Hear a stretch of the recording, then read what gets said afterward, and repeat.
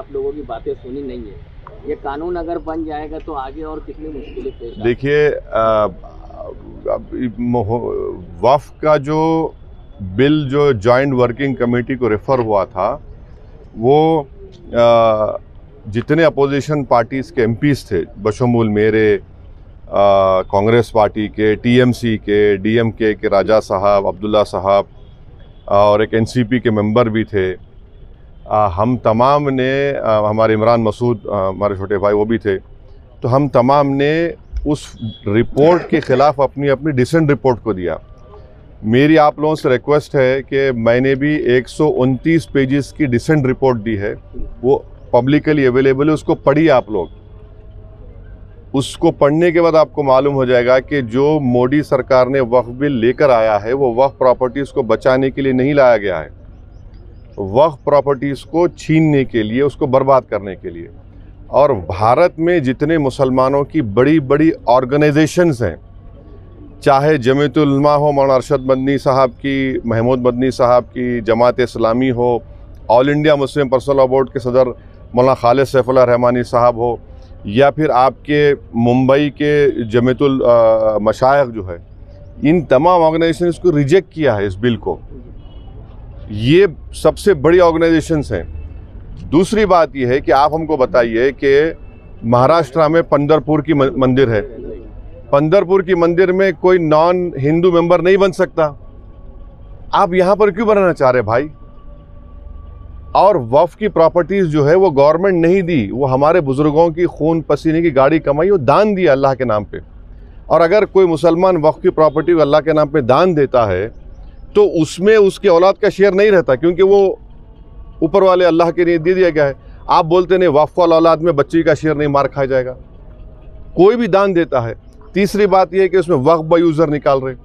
हिंदू धर्म में आप BK मुकर्री साहब की किताब है, वो पढ़िए, जो सब मानते हैं, उसमें लिखा कि बाई कस्टम बाई यूसेज वो टेम्पल की प्रॉपर्टी हो जाती, वहाँ पर जब हो जाती तो यहाँ क्यों नहीं हो सकती है भाई?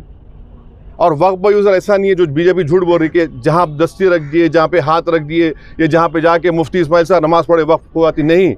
बाबरी मस्जिद, राम मंदिर केस में 4-5 पेजेस है, पैराग्राफ्स है, जिसमें सुप्रीम कोर्ट ने वक्फ बाय यूज़र को अपहेल्ड किया, अब उसको निकाल रहे हैं। लिमिटेशन एक्ट हिंदू एंडोमेंट पे अप्लाई नहीं होता, SGPC सिख गुरुद्वारा अप्लाई नहीं होता, आप इस पे अप्लाई कर रहे भाई। अगर कल के दिन कोई खाबिज है, इंक्रोचर है, उसको रिवॉर्ड कर रहे हैं आप, लिमिटेशन एक्ट आप निकाल कर। कलेक्टर को इतने पावर्स दे रहे हैं आप, कलेक्टर कैसे तय करेगा भाई? कोई अपने मामले में जज बन सकता है क्या? बोलिए आप, वो तो नेचुरल जस्टिस के खिलाफ है। और उस बिल में ये भी लिखा गया कि अगर कोई भी जाकर कलेक्टर को दरख्वास्त दे दिया कि मालेगांव की मस्जिद जो है वक्फ नहीं है, तो कलेक्टर अगर इंक्वायरी ऑर्डर कर देगा तो इंक्वायरी कंप्लीट होने तक वक्फ की प्रॉपर्टी नहीं रहेगी। आप समझ रहे इस बात को? माने ना टाइम लिमिट है उसमें। तो जितने अमेंडमेंट्स लेकर आए हैं, अच्छा उसमें और एक अमेंडमेंट लेके आए कि भाई 5 साल तक जो मुसलमान इस्लाम कबूल करता हो 5 साल तक दान नहीं दे सकता। अब उसमें क्या लिख रहे हैं? उसको डेमोन्स्ट्रेट करना पड़ेगा। क्या डेमोन्स्ट्रेट करना पड़ेगा? मुफ्ती इस्माइल साहब देख के बोलेंगे हाँ ये नमाज पढ़ रहा, एक्सेप्टेबल होगा मोदी साहब के लिए? ये दाढ़ी छोड़ना डेमोन्स्ट्रेशन है, उसको डेमोन्स्ट्रेट करने के लिए, उसके रिलीजन के लिए? क्या रोज़ा रहना डेमोन्स्ट्रेशन? आप कौन होते भाई? अच्छा वो 5 साल तक नहीं दे सकता मगर किसी और धर्म को दे सकता, वो उसमें लिखा हुआ है।